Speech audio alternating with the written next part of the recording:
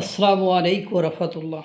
যদি এখন আপনারা শোনেন ভারত হিজাব আর নেকাব নিষিদ্ধ করেছে, যে পাবলিকলি চলাচল করতে হলে কোনো মুসলিম নারী হিজাব নেকাব পরিধান করতে পারবে না, তাহলে দেখবেন বাংলাদেশের মুসলমানেরা অর্থাৎ তৌহিদি জনতা নামে যে জনগোষ্ঠী রয়েছে, জনগণ বাংলাদেশে রয়েছে, তারা লাঠিসোঁটা লইয়া পাগলামি করতে করতে আপনার ভারতের দূতাবাস ঘেরাও করবে, দিল্লি না ঢাকা স্লোগান দেবে।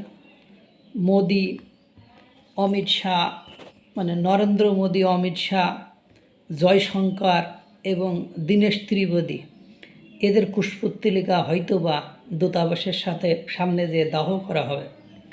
কিন্তু দুর্ভাগ্য হলো সত্য যে ওই একই কাজ যখন ইউরোপের কোনো দেশ করে, যেমন সুইজারল্যান্ডের দূতাবাস আছে বাংলাদেশে, ওই ভারতের মতোই আছে। সুইজারল্যান্ডের দূতাবাস আছে ঢাকাতে, ভারতের মতোই আছে। সুইজারল্যান্ডে বোরকা ও মুখমণ্ডল সম্পূর্ণ আবৃতকারী পোশাকের উপর দেশব্যাপী নিষেধাজ্ঞা কার্যকর করেছে। সুইজারল্যান্ড আনুষ্ঠানিকভাবে জনসমাগম স্থলে বোরখা এবং মুখমণ্ডল সম্পূর্ণ আবৃতকারী অন্যান্য পোশাকের উপর দেশব্যাপী নিষেধাজ্ঞা কার্যকর করেছে। এই আইন অমান্যকারীদের 2000 সুইস ফ্রাঙ্ক প্রায় 1144 মার্কিন ডলার পর্যন্ত জরিমানা হতে পারে। এই সিদ্ধান্ত বিশ্বজুড়ে ব্যাপক আলোচনার জন্ম দিয়েছে।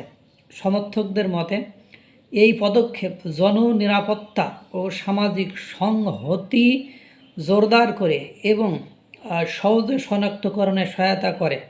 তাদের যুক্তি হলো, নিরাপত্তা ও দৈনন্দিন মেলামেশার ক্ষেত্রে মুখমণ্ডল দৃশ্যমান থাকা জরুরি। অন্যদিকে সমালোচকেরা এই নিষেধাজ্ঞাকে ব্যক্তিগত স্বাধীনতা, ধর্মীয় স্বাধীনতা এবং ব্যক্তিগত পছন্দের পরিপন্থী হিসাবে দেখছেন।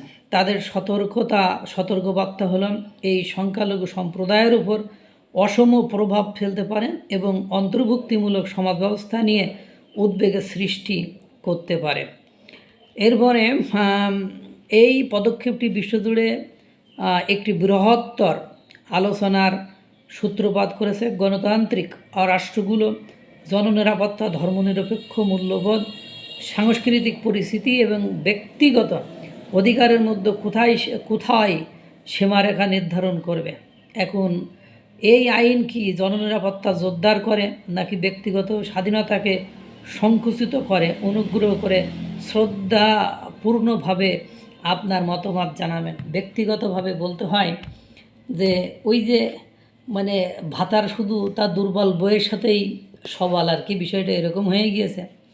প্রতিবেশী রাষ্ট্র যার সাহায্য সহযোগিতা ছাড়া অর্থনৈতিকভাবে কোলাপস হয়ে যায়, যার সাহায্য সহযোগিতা ছাড়া কোনো কিছু করা সম্ভব নয়, তাকে 3 বেলা গালিগালাজ করা, এইটাই বাংলাদেশের মানুষের স্বভাব।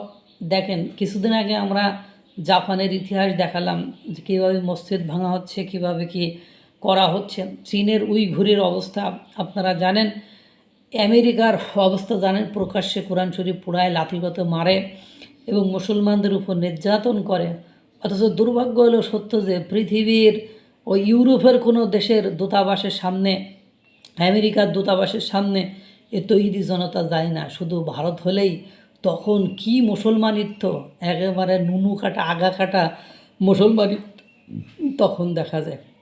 আমি চাই না যে ইসলামের কোনো বিধান পরিপন্থী কোনো কাজ কেউ করুক, কিন্তু দুর্ভাগ্য হলো সত্য যে সবার ক্ষেত্রে সমান তালে কাজ করলে আমার কোনো আপত্তি ছিল না, কিন্তু হতভাগ্য আমরা, কাজ তো শুধু এই এক জায়গায়ই করে। আল্লাহ তাআলা সকলকে ভালো রাখুক, সুস্থ রাখুক। আসসালামু আলাইকুম রহমতুল্লাহ।